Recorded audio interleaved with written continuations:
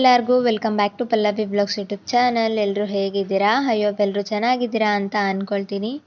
ನಾನು ಕೂಡ ತುಂಬಾ ಚೆನ್ನಾಗಿದ್ದೀನಿ. ವಿಡಿಯೋನ ಪೂರ್ತಿಯಾಗಿ ನೋಡಿ. ವಿಡಿಯೋ ಇಷ್ಟ ಆಗಿದ್ರೆ ಪ್ಲೀಸ್ ಒಂದು ಲೈಕ್ ಮಾಡಿ, ಶೇರ್ ಮಾಡಿ, ಕಮೆಂಟ್ ಮಾಡಿ, ಹಾಗೆ ಸಬ್ಸ್ಕ್ರೈಬ್ ಮಾಡ್ಕೊಳ್ಳೋದನ್ನು ಮರಿಬೇಡಿ. ಇವತ್ತು ಬುಧವಾರ ಬೆಳಿಗ್ಗೆಯಿಂದನೇ ವ್ಲಾಗ್ನ ಸ್ಟಾರ್ಟ್ ಮಾಡಿದೆ. ಇವತ್ತು ನಮ್ಮ ಮನೆ ದೇವ್ರ ಜಾತ್ರೆ ಇದೆ. ಆ ಜಾತ್ರೆಗೆ ಹೋಗ್ಬೇಕಂತಲೇ ಬೆಳಿಗ್ಗೆನೇ ಬೇಗ ಎದ್ದು ಮನೆಯನ್ನೆಲ್ಲ ಕ್ಲೀನ್ ಮಾಡಿಕೊಂಡು ಮನೆಯಲ್ಲಿ ಪೂಜೆ ಮುಗಿಸ್ಕೊಂಡು ಹಾಗೆ ನಾವು ಕೂಡ ರೆಡಿಯಾಗಿ ಇಲ್ಲಿ ಜಾತ್ರೆಗೆ ಬಂದ್ವಿ. ಸ್ವಲ್ಪ ದೂರ ಆಗುತ್ತೆ ನಮ್ಮೂರಿಂದ ಜಾತ್ರೆಗೆ, ನಮ್ಮ ಮನೆ ದೇವ್ರಿಗೆ. ಜಾತ್ರೆಗೆ ಹೋಗಿ ನಾವು ಹೋಗೋಷ್ಟೊತ್ತಿಗೆ ತೇರು ಎಳೆದ್ಬಿಟ್ಟಿತ್ತು. ಬೆಳಗ್ಗೆ ಮುಂಜಾನೆ ತೇರು ಎಳೆಯೋದ್ರಿಂದ ಅಷ್ಟು ಬೇಗ ಹೋಗೋಕ್ಕೆ ಆಗಲಿಲ್ಲ ನಮಗೆ.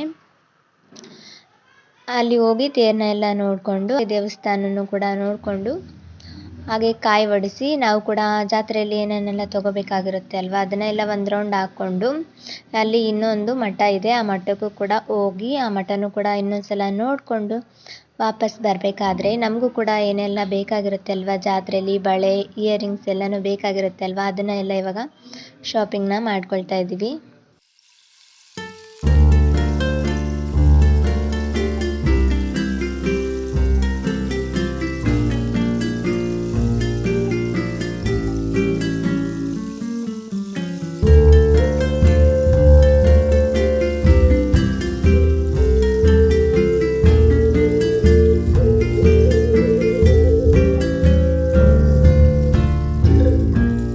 ಶಾಪಿಂಗ್ನ ಎಲ್ಲ ಮುಗಿಸ್ಕೊಂಡು ನಾವು ಕೂಡ ವಾಪಸ್ ಮನೆಗೆ ಬಂದ್ವಿ. ಮನೆಗೆ ಬಂದು ನಾನು ಗುರುವಾರ ವ್ಲಾಗ್ನ ಕಂಟಿನ್ಯೂ ಮಾಡಲಿಲ್ಲ. ಸ್ವಲ್ಪ ಒಂದು ಫಂಕ್ಷನ್ ಇತ್ತು ಅಂತ ಅಲ್ಲಿಗೆ ಹೋಗಿದ್ವಿ. ಶುಕ್ರವಾರ ಬೆಳಿಗ್ಗೆ ವ್ಲಾಗ್ನ ಕಂಟಿನ್ಯೂ ಮಾಡಿದೆ. ಇವತ್ತಿನ ಬೆಳಗಿನ ಬ್ರೇಕ್ಫಾಸ್ಟಿಗೆ ಕ್ಯಾಬೇಜ್ ಫ್ರೈಡ್ ರೈಸ್ ಮಾಡೋಣ ಅಂದ್ಕೊಂಡು ಮೊದಲಿಗೆ ಅನ್ನನ ಮಾಡಿ ಇಟ್ಕೊಳ್ತಾ ಇದ್ದೀನಿ. ಹಾಗೆ ಅನ್ನ ಆಗೋಷ್ಟರಲ್ಲಿ ಸ್ವಲ್ಪ ಟೀ ಕುಡಿದ್ಬಿಡೋಣ ಅಂದ್ಕೊಂಡು ಟೀನ ಕೂಡ ಮಾಡ್ಕೊಂಡು ಕುಡಿದು ಇವಾಗ ಕ್ಯಾಬೇಜ್ ಫ್ರೈಡ್ ರೈಸ್ಗೆ ಏನೆಲ್ಲ ಬೇಕು ಅದನ್ನು ಕೂಡ ಎಲ್ಲ ಕಟ್ ಮಾಡಿಕೊಂಡು ಸೈಡಲ್ಲಿ ಎತ್ತಿಟ್ಕೊಂಡೆ.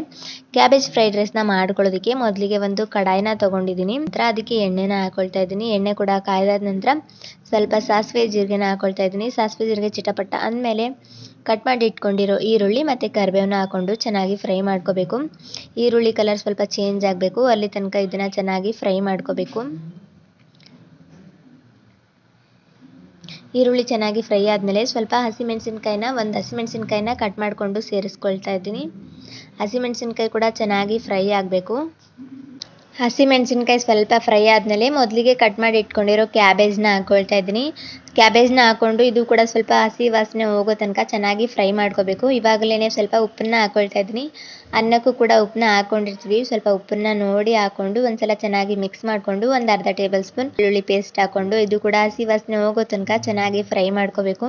ಇವಾಗ ಇದು ಚೆನ್ನಾಗಿ ಫ್ರೈ ಆಗಿದೆ. ಇದಕ್ಕೆ ಮೊದಲಿಗೆ ಮಾಡಿ ಇಟ್ಕೊಂಡಿರುವಂಥ ಅನ್ನನ ಹಾಕ್ಕೊಳ್ತಾ ಇದ್ದೀನಿ. ಉದ್ರುದ್ರಾಗಿ ಅನ್ನ ಮಾಡಿ ಇಟ್ಕೊಂಡಿರಬೇಕು, ಆವಾಗಲೇ ತುಂಬಾ ಚೆನ್ನಾಗಿರುತ್ತೆ.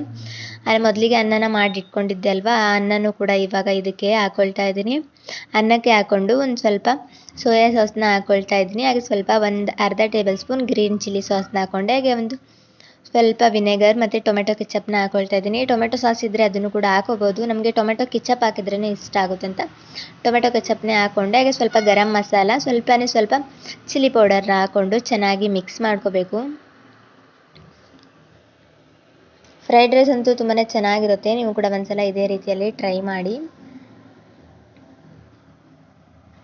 ಇದನ್ನು ಒಂದ್ಸಲ ಚೆನ್ನಾಗಿ ಮಿಕ್ಸ್ ಮಾಡ್ಕೋಬೇಕು. ಎಲ್ಲನೂ ಕೂಡ ಚೆನ್ನಾಗಿ ಹೊಂದ್ಕೊಳ್ಳೋ ಥರ ಮಿಕ್ಸ್ ಮಾಡ್ಕೋಬೇಕು.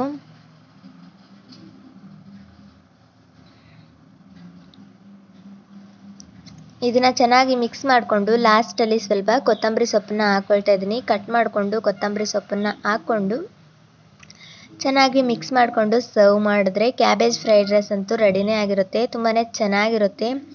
ನೀವು ಕೂಡ ಒಂದ್ಸಲ ಟ್ರೈ ಮಾಡಿ, ನಿಮಗೂ ಕೂಡ ಇಷ್ಟ ಆಗ್ಬೋದು. ನಾನದು ಸೆಕೆಂಡ್ ಟೈಮ್ ಟ್ರೈ ಮಾಡೋದು.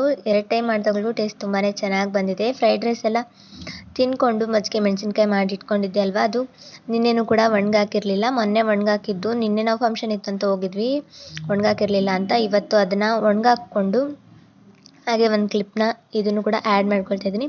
ಇನ್ನು ಇವತ್ತಿನ ವಿಡಿಯೋ ಇಷ್ಟೇ. ಲೈಕ್ ಮಾಡಿ, ಶೇರ್ ಮಾಡಿ, ಕಮೆಂಟ್ ಮಾಡಿ, ಸಬ್ಸ್ಕ್ರೈಬ್ ಮಾಡಿ. Thank you.